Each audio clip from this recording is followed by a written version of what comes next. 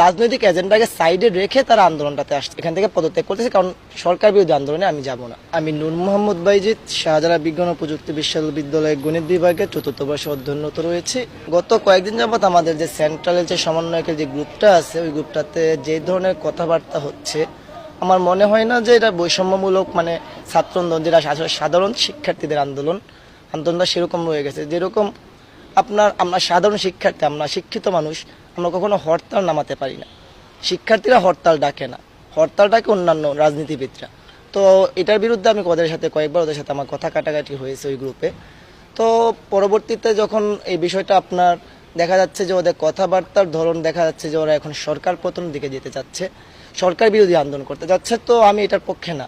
কারণ আমাদের আন্দোলন ছিল বৈষম্য বিরোধী আন্দোলন, সাধারণ শিক্ষার্থীদের আন্দোলন, যেখানে সবাই দলমত নির্বিশেষে সবাই তার রাজনৈতিক এজেন্ডাকে সাইডে রেখে তারা আন্দোলন